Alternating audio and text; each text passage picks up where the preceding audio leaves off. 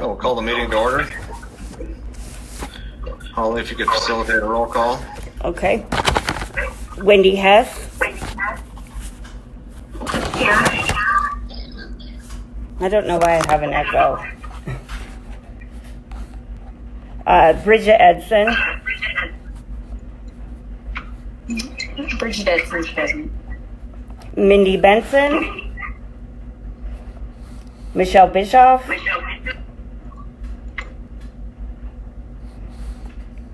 I thought I saw Michelle on. Curtis Woughton, I know he's on. David Ness. Here. Daniel Schaefer. Here. Dan Fank.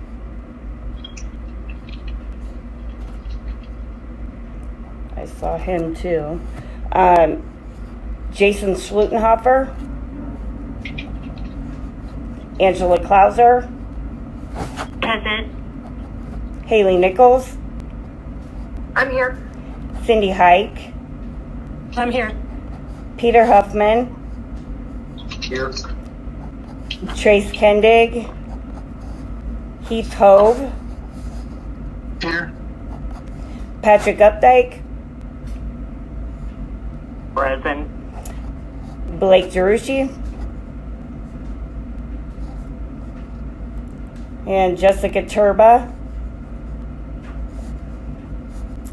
And then Mindy, are you on? Mindy Benson?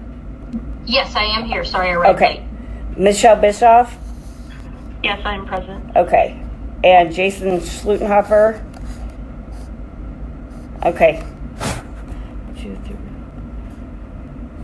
And we do have a quorum.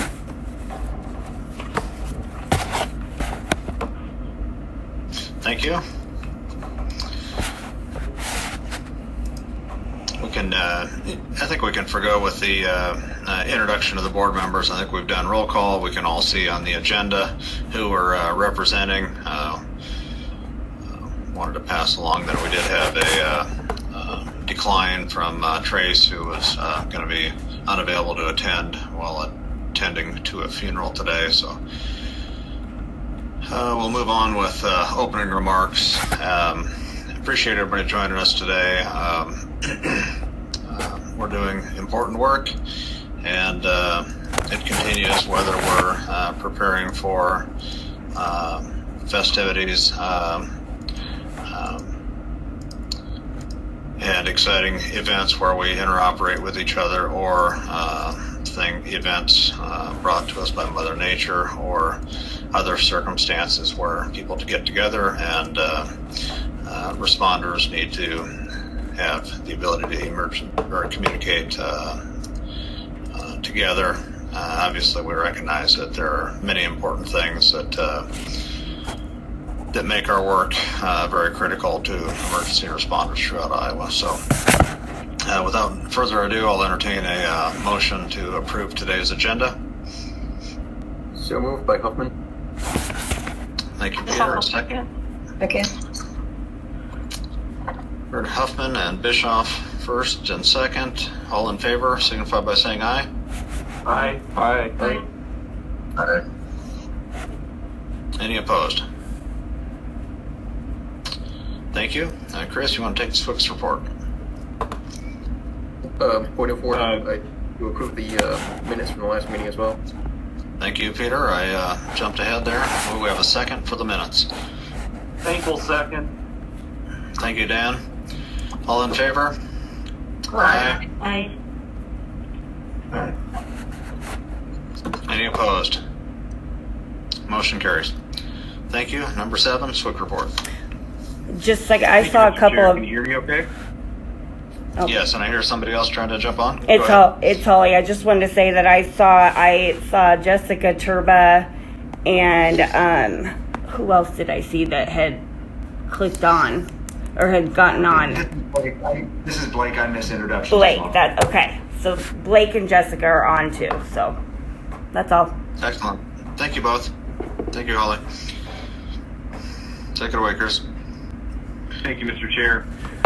Just a heads up too, I was out of the office a little bit towards the end of 2020 between the last couple of weeks of December and New Year's. So any correspondence was slow. You do have my apologies for that as well.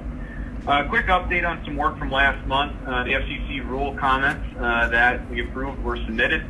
It turns out the FCC had enough comments coming in that they actually extended the deadline to submit those comments through January 13th. And as such, the time period for replies to comment now goes through February 13th as well. So we were able to get our voices heard. From the comments I was able to flip through, a lot of our viewpoints were echoed by other agencies. So hopefully that situation will get sorted out in good time as the feedback from the stakeholders across the country is addressed. We continue to work with coordination on derecho response with respect to the SDR deployments in Atkins and in Clinton. Most recently, we've been working on trying to identify a new location for the West SDR in Clinton. We've been coordinating with local agencies there. At its current spot, it will have to move by Memorial Day. So we've been working to try to find a new location for that that's going to work for everybody. And of course, we're working with appropriate agencies for the billing and reimbursement processes that will go with that. We are actually going through some training as well with certain agencies this afternoon and on January 21st in an effort to continue to support them. And I will bring those updates to the board as they come about.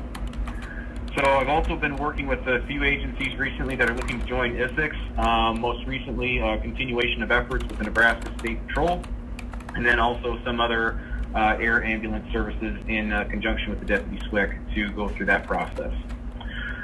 We have also completed a few more virtual training sessions recently, most recently done with Clark County. We did 2 sessions with them to help get them oriented with their consulate and the Isicsb platform as a whole. And again, that training is free. We can work with you on what your local policies are for in-person or virtual. And if your agency would like some additional training, please contact me. Quick update on status board as well. I've been working on some updates in cooperation and coordination with the state of Minnesota. These updates would add some new features, and we've got some good things coming with that. And I think over time, as we get those added and deployed, that the dispatchers and in-field personnel will like the updates. We have also had some more states express interest in the status board program, so we've been looking at some potential partnerships with them in addition to our current partnership with the state of Minnesota. For all the operators here, as far as PSAP, dispatch supervisors, dispatchers, emergency managers, and other key personnel, if you haven't signed up for status board yet, please do so. You can send me an email and we'll get you taken care of. We are also offering training on that for agencies that have not yet had it. It only takes about 30 to 45 minutes for the most part, depending on the questions, and it will also be a part of our next round of regional Isicsb training that we put on later on in the latter half of this quarter and more likely Q2 and Q3 of 2021. We are looking at getting the interstate interoperability train going again. We'll be restarting meetings with Minnesota agencies in a week or so, and I have had a couple of meetings with Nebraska agencies to discuss next steps for them after joining Isicsb, and actually going over some concrete items like the procedures for things like pursuits and notifications across the border, and then of course partnering with them potentially on status board. That's my report for the month, Mr. Chair. I will go ahead and take questions.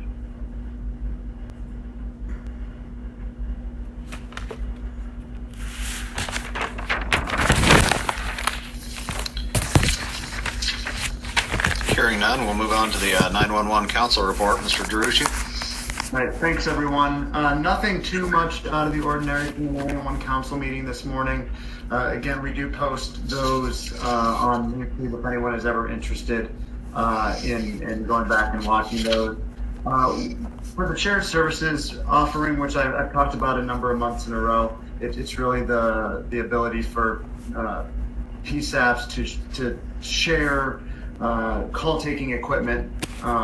We did a teaser video with a couple of the PSAPs that are participating in the program, really to kind of inform people, and there's been a lot of turnover within the 911 community. So since that program program rolled out a number of years ago. This just gives a quick 3.5 or so minute snippet of an overview of the program and how it's funded and what it really is. So I'll be sending the link out to that later today. The other thing that I have, just for information sharing purposes, we did approve 3 training courses. The first for Westcom in Polk County, diffusing unconscious bias, and then 2 trainings for APCO, their spring training or their spring conference in, I believe, March, as well as their post-conference training. So approve those training sessions. If you want more information about those, just let me know and I will get you the contact information for them. That concludes my brief, unless there's any questions. Thank you, Blake. Holly, I don't believe we heard from Chair Schlutenhofer. Is there a vice chair, or would Schwickmeyer be able to present the UGC report? Mr. Chair, I do not see Mr. Rod Denner on the meeting today, who is the vice chair, so I can give a brief synopsis of the user group committee. Went through a couple applications last month. Both were reviewed for loading by Motorola, the system builder, and found to be appropriate. And as such, after some discussion within the UGC, those applications have been moved forward to new business for approval today. Thank you. And you want to carry on with the with the Finance Committee report? Yes. Let me pull up the documents here really quick, and I can go through the statements for you here. So with the financials for December, the monthly net expenditures were for December for the Interoperable and Broadband Communications Fund were $6,711.22. December ending balance was $225,194.72. Monthly expenditures for the December SLEEP 2.0 grant fund were $12,730.12. Of that, $9,105.18 were federal expenditures. The remaining federal amount available for SLEEP 2.0 is $250,635.08. Does the Isicsb board have any questions on financials for the month of December?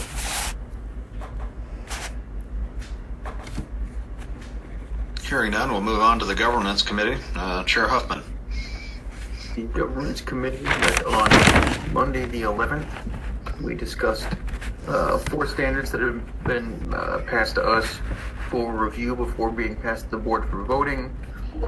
4.2.0, the agency maintenance standard, which has been updated. The Isicsb regional and state or intra group standard 1.5.0. Notification for system changes and outages 4.8.0, and the cross-spectrum interoperability 1.10.0. The Governance Committee made a few editorial changes just for clarity's sake, and then approved to move on to the board for voting, which I believe they're on the docket for today.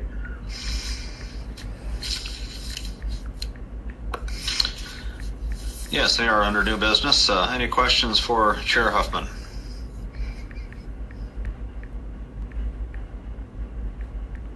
Excellent report. Thank you. Operations Committee, Chair Bischoff. Yes, thank you, Chair. The Operations Committee has met twice since our last meeting, and in both of those have taken up policy review from the standards working group, and we're just working through those policies slowly but surely. Much discussion and conversation about what's best for those policies. I'll take any questions.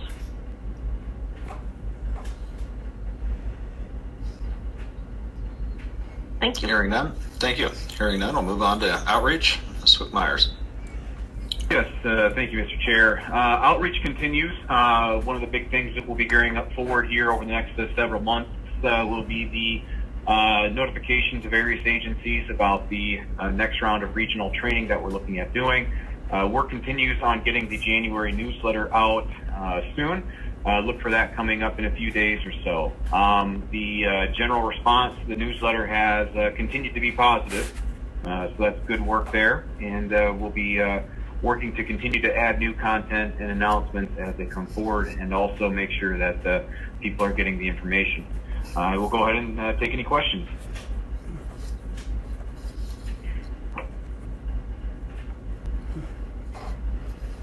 Hearing none. Vice Chair Broudus, is there a report from the training committee? Yes, Mr. Chair. I spoke with Vice Chair Broadus this morning, and she will not be able to attend. She has some time off today, and deservedly so. So I will go ahead and cover her report today. So for the training committee, we had submitted some ICTAP requests for training materials. From what I understand, many of those have been approved. We are working on a communications unit leader course. We've been also coordinating with Jim Lundstedt on how that could be done, virtual or in person. With the pandemic, there has been a move to some virtualized training at the federal level as well. And we are looking at the technical needs for that virtual COMMEL course. We will send out a survey for people to fill out and list their technical capabilities, just to make sure that if we do end up offering the virtual course as opposed to in person, that the interested parties have the appropriate equipment to take that course, such as dual monitors, webcams, reliable internet connection, and things like that. Work is also starting on the what I assume to be the approved field operations guide and electronic fog development. If you remember, last month we talked about very briefly, Iowa does not have a field operations guide as of yet, and we had submitted to ICTAP for assistance in doing that, and we will likely be approved for that. So we're working on these stages for that. And then, of course, with the eFog, we would get the electronic copy of that as well. We're also looking at potentially doing a state-sponsored COMT with the Iowa National Guard. And that, of course, is in cooperation with that agency. Also, again, kind of focus on the next round of regional training and what that agenda will look like. And, of course, we will put that out forth for everybody to see and start working on locations for that training session very, very soon.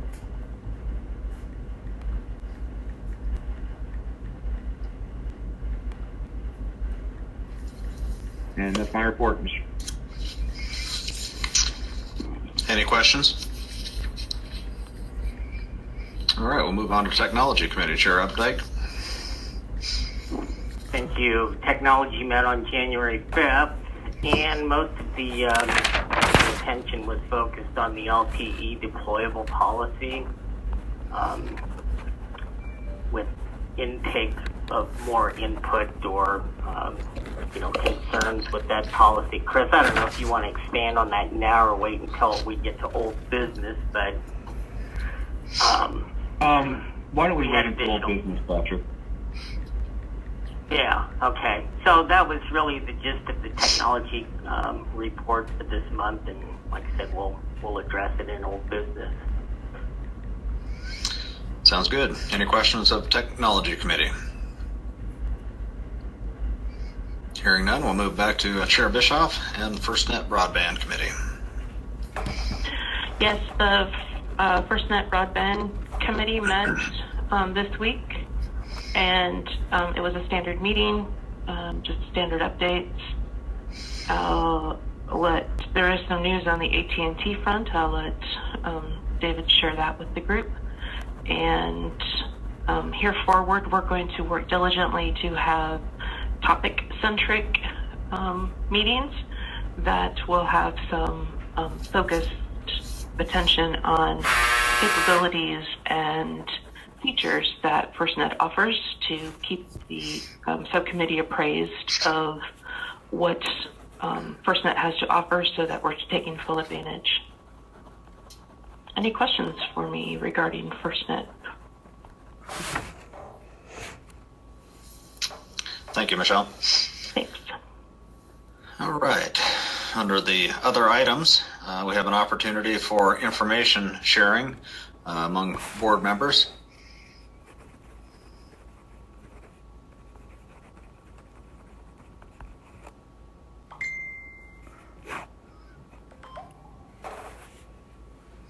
Hearing none, we'll move on to the Motorola project manager for the Isix update. Steve, is that you today? That is, yes, thank you. From the Motorola side of the house, per our contract with the state of Iowa, we are starting internal planning sessions and meetings to upgrade the system, the statewide network, to a new release. I don't expect the actual implementation to occur until middle to Q3 of 2022. But as with any statewide network, a lot of complexity, a lot of users involved. We start the planning early. We will, of course, work with the System Administration Office to communicate out as well. That's my update. So, thank you. And the next item is Isix System Administrator. Tom, I believe you're on. Yes, can you hear me? Yes. Okay, so we're still averaging, from an Isix standpoint, well over 1 million push-to-talks on the system. As of today, we have 21,654 radios on the network, with an average of about 3,700 actively daily on the network. We're working with Motorola on final system acceptance signature. We're getting real close to that. All we're doing is basically waiting right now for them to complete the inventory of all the sites for audit purposes. Yesterday, I went over to Cedar Rapids, and we have spare parts at each core location. When it did some inventorying over there, when the derecho came through, it ruined some of the equipment that was at the DOT, and it pretty much water soaked all, not all, but most of the equipment that was electronic. So I went and inventoried that. We're working with Motorola also on a microwave software for the NOC, and what that is, as you know, all of our sites, all 92 and with all the subsystems, are connected with a microwave shot. We're able to see those microwave links, and which is critical to the functioning of the system. So from a NOC standpoint, we want to be able to see those green lines that each tower is in fact connected, so the loop continues. If there's a red line, we'd like to know about it. Even though Motorola will know about it eventually, we get a step ahead so we can notify the counties that your site is going to be in site trunking where there's a link down. So that's the purpose. Our job is to notify the users that you could potentially have a situation if the link is down that you may be in site trunking. So that's one thing we're working on, and that's critical. We continue to monitor the alarms. We're still getting alarms. It's little stuff right now. Motorola does have subs scattered all over the state, so we're working on the procedure with Motorola on when they go out. Tower lights, for example, we get a lot of tower light alarms. Sometimes when the generator starts up on Tuesday, there's 92 of those that start up every Tuesday, or Monday. I think it's Monday or Tuesday, and sometimes the electronics in the tower light system likes to notify us that the tower light's out. Sometimes the tower light is in fact out, sometimes it is not. So, but we do get an alarm, so you have to go out and verify that. And if it in fact is out, then you have to call the FAA to report a notice to airmen that the tower light's out. That continues on a day-to-day basis, and it's little stuff that the field really doesn't see, but as long as the system's working, we don't alarm you on that kind of stuff. We just handle it. Unless it's a service issue, we just handle it. We will eventually publish a phone number to the NOC. As I reported last month, the email is out on how to get a hold of the NOC. It's on the website. We'll eventually publish that phone number when we actually have final acceptance. Right now, operationally, Isix is standing on its own and working as intended. Very few issues with service. Occasionally, there's some bugs on our end, but we monitor that and get things moving as fast as we can to keep it running. We're touching up the acceptance form for the required signatures on the flow of when you apply for Isix and all the way to the acceptance of your talk groups and your radios. That's just a minor thing, paperwork. We're working also with subsystem administrators on when they receive their training. If you're a subsystem and you want an NM client for your subsystem, which means you can do things to your sites and create your own talk groups and on the sites, if you do purchase that, then you'll want to be trained on that. So we have some counties that have purchased their NM client, and they are receiving some training from Motorola. The critical thing on that is those subsystems, as we've always said, you control your own stuff. The state doesn't control your stuff. But from the NOC standpoint, the subsystem control their own, but the NOC and the system administrator office, we have oversight over the entire system. So the link between the two is critical for passing information and understanding the difference between that. We're also working, as Steve indicated, with the planned maintenance for 21. We don't know what that looks like yet. I don't believe Motorola does at this point either. Not saying that's a bad thing, but they got 92 sites to worry about for maintenance on every single site for the year. And that's the end of my report. Is there any questions?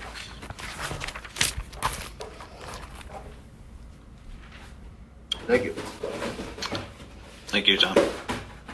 First, Nat, I think I received a note from Dave Barnett that he was not able to be here today. Bart Blank, I think I've seen you on the screen. Are you able to provide a report to the board?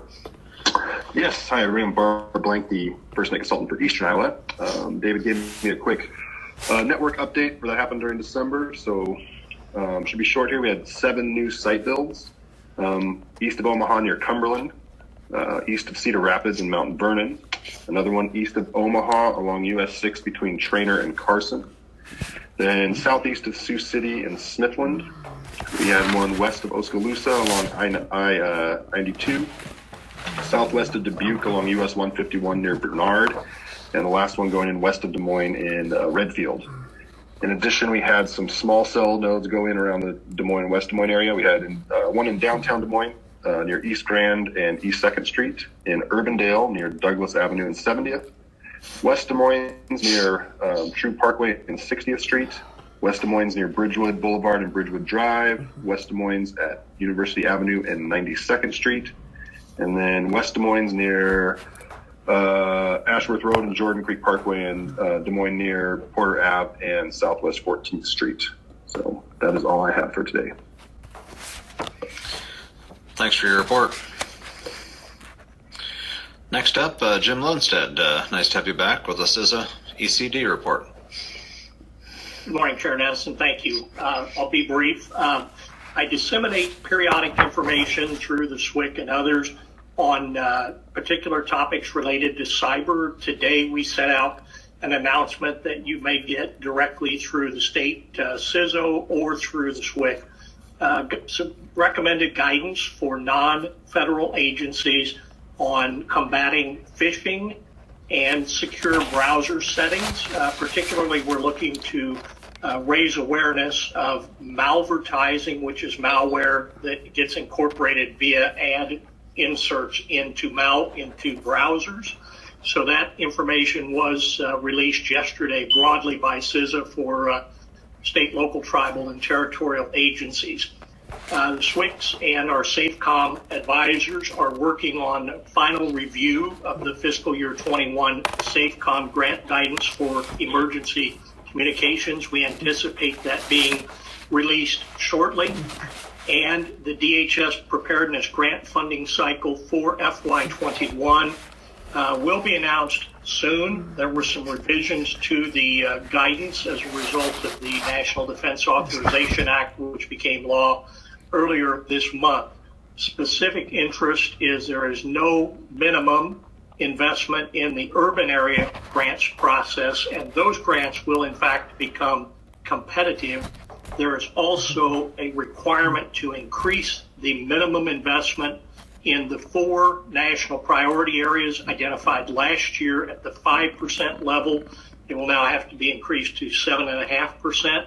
Those areas include cybersecurity, soft targets and crowded places, intelligence and information sharing, and emerging threats. as Chris mentioned, we're continuing to coordinate with states and the major urbans on the delivery of TA. It is a really significant lift to deliver some of these classes virtually, so we are hoping to see opportunity later in the calendar year to deliver in-person training, and I will continue to work very closely with the SWIC on that. The only other topic that may be of interest, we are working with the state of Tennessee and city of Nashville on a after action report specifically focused on emergency communications and 911 impacts after the Christmas Day IED detonation in downtown Nashville. There were quite a number of PSAPs affected in several states other than Tennessee. So there is much to be learned as we flesh that out. There will be an opportunity for others to kind of understand the risk and threat environment with that. That concludes my report, sir, unless you have any questions. Mr. Lundstedt, I have a question. This is Michelle Bischoff. Will that after-action report include impacts to FirstNet as well, or is it more of a local after-action? We do have AT&T and FirstNet authority representatives coordinating with us on that. We're hoping to combine that and have a single AAR, which is broadly representative of the emergency communications disciplines as a whole, but that is in the early stages. But we are including both the AT&T/FirstNet as well as your authority representatives in that planning. Fantastic. Thank you very much. I appreciate that. Yes, ma'am. Thanks to both. Standards Working Group. Chris, do you have an update? I do, Mr. Chair. I do see Kevin Nida from the FirstNet Authority has been able to join us as well. Do we want to give Mr. Nida a chance to speak on behalf of the FirstNet Authority with a quick update? Sure, thank you.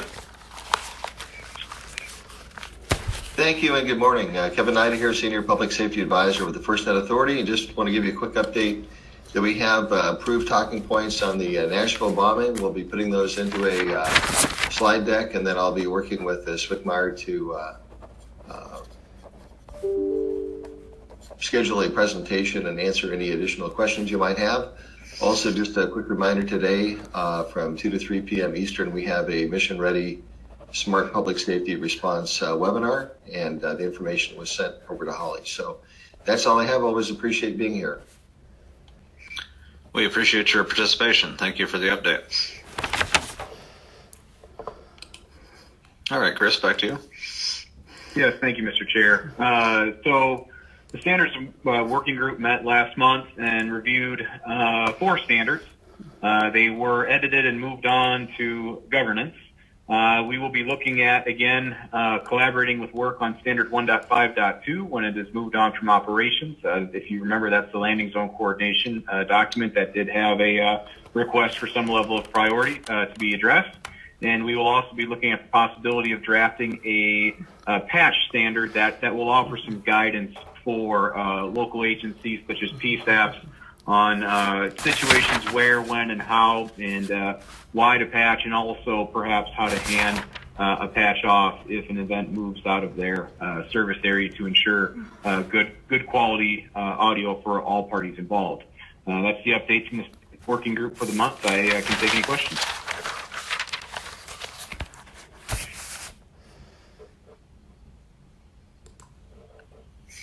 Hearing none, we'll move on to old business.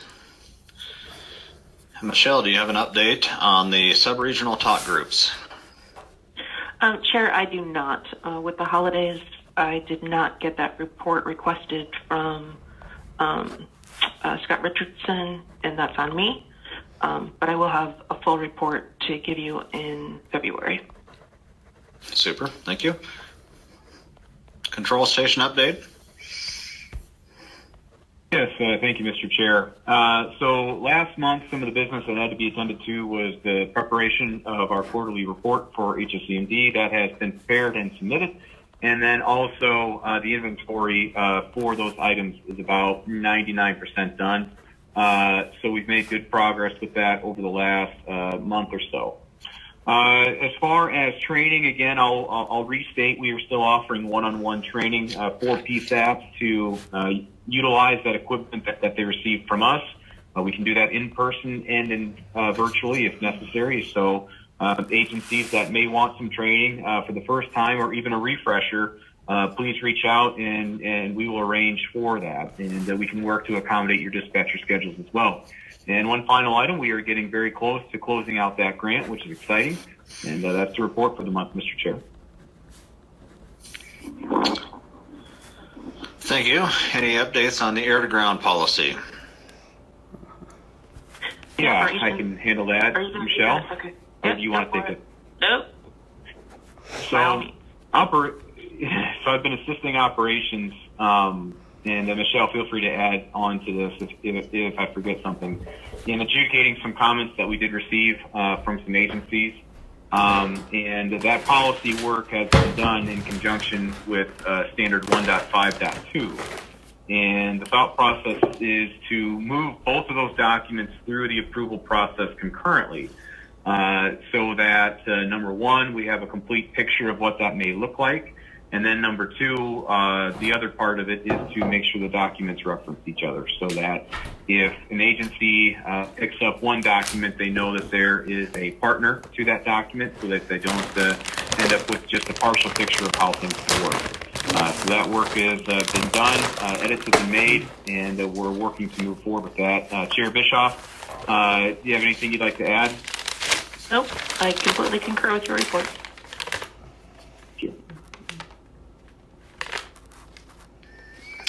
All right, thank you. And LTE, I think, Patrick, you have some updates for us in this area? Well, Chris is going to be better at it than I am because he kind of handled that in my absence. So, Chris, okay. Take it away. Yes, sure thing, Patrick. So with the LTE deployable policy, we did receive some comments from CTIA, and it took a little bit to get those unpacked. And I had a couple of phone calls with a representative from CTIA to get some clarification on those comments. And as a part of the adjudication process, we invited them to participate in the meeting in which we opened up the document's text, worked to incorporate their comments and resolve any potential differences in opinion on what should be in that policy. And we got pretty close, I think, to a workable solution based on the comments from CTIA and also their constituent agencies. Keep in mind, CTIA represents the LTE carriers that are across the country. For us, that consists largely in part of U.S. Cellular, Verizon, AT&T, and T-Mobile/Sprint, and also some equipment manufacturers. So we've been able to get some level of concurrence with them on the policy, and we are going to work with them as we finesse the policy a little bit more and hopefully have it back before the board in a couple of months so it can go back out for public comment again. Great, thank you. Any questions on the LTE policy? In progress. All right. ISICS user approvals under new business. Swick Myers, do you want to address these two? Surely. So the user group committee met last month, and following a loading analysis done by Motorola, the ISICS system builder, loading review for the applications in front of you today. The application very thoroughly within the user group committee meeting, and they have been moved to the board for final approval. These applications include the Emmett County Sheriff's Office applying for level 2 for some operational talk groups, and Marshall County Emergency Management applying for level 2 access as well. As the SWIC, I am not a voting member of the board, but we can certainly open these up for a motion for approval, Mr. Chair. Bischoff would motion that we approve the two user level 2 as presented. Schaefer will second. I think I heard Dan Schaefer for the second. All in favor signify by saying aye. Aye. Aye. Any opposed? All right, hearing none, we'll move on to the new ISICS standards and Governance Chair Huffman. I believe there was a procedural error, and since the governance committee did make changes, even if they did not intend to change the content, they should go back to the operations committee for reapproval. Is that the case, Michelle? Yes, and probably more importantly, that the original standards after they came out of working group, we as operations did not have the opportunity to review them. We spent all of our energies on 1.5.2 trying to get those comments incorporated, and so even after they came out of those standards working group, operations hasn't reviewed them. Okay, then yeah, certainly I think we should remove these from, or at least not move on whether or not to approve these until they've been through the operations committee, as there was a procedural error. And I appreciate that, Chair Huffman. Did that impact, was a substantive change made to all four of these, or are we talking about one that needs to go back? Or? I don't think they ever actually made it to the operations committee in the first place. Okay. That's correct. Okay. So the government committee had them and thought they were okay, but there was an oversight in getting them to the operations committee before they got to governance. Well, I'm glad it was discovered. Thank you. And yes, they'll be referred back and come back to the board after they've been reviewed by operations. Thank you all.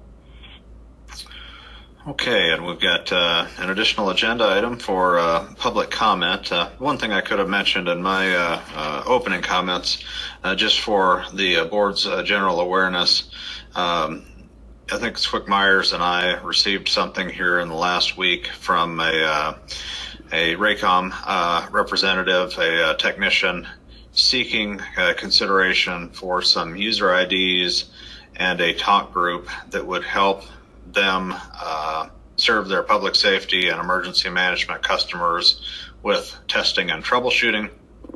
We're in the early stage of evaluating that request, and Swick Myers has reached out to other systems, statewide systems in the region, and we've gotten some good feedback about parameters that would need to be put in place to facilitate such a thing. Ultimately, a policy would be drafted or modified, and that would come back before the board. So just for situational awareness at this point, but Ian Mallory had forwarded that, and so I wanted, we've communicated with him that it's early in the stage of consideration, but I wanted the rest of you to be aware of that as well. Any other comment from the board or from interested parties on the call?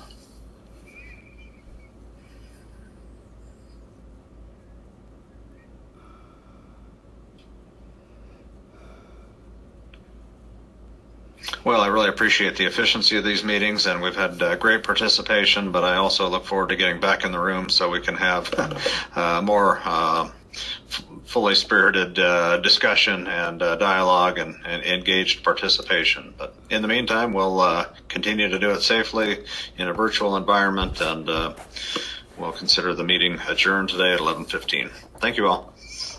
Thank you. Thank you.